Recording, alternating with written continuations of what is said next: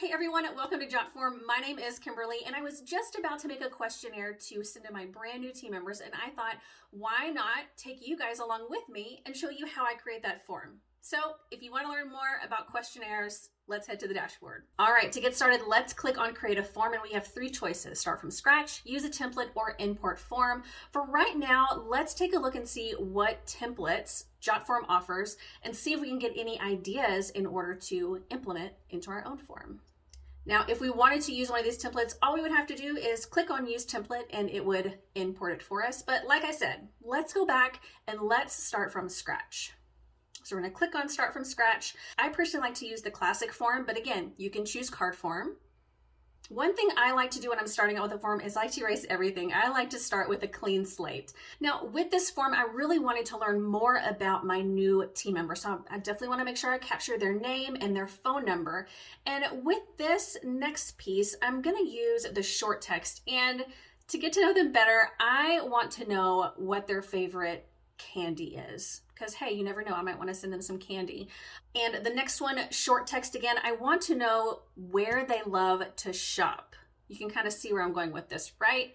Now for this last question, I am going to choose drop down, and if they know, I want to know what their love language is. Type that out. Then we're going to edit options. I'm going to paste in the 5 different love languages for them to choose from.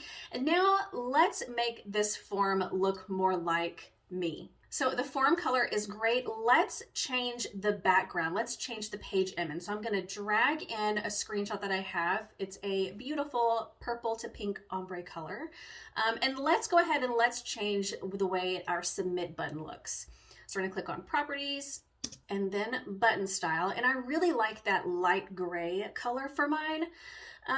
So now, before we go any further, one of the things that I normally do to my forms, and this is 100% personal preference, is I like to make mine as short as possible. For me, it's a psychological thing. If the form is longer, I'm probably not going to fill it out. Or I'm going to fill it out later. I'm going to put it off.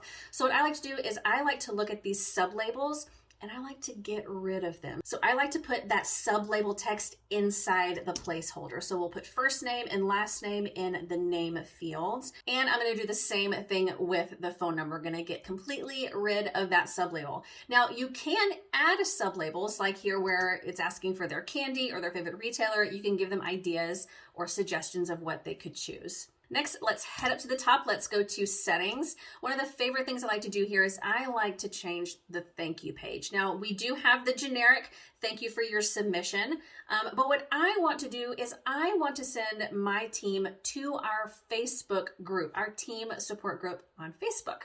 So all you have to do is just click that button, paste the full URL of where you want to send them, and you're good to go. But for the time being, for this form, I'm going to switch it back to the thank you page. Let's click the preview form button.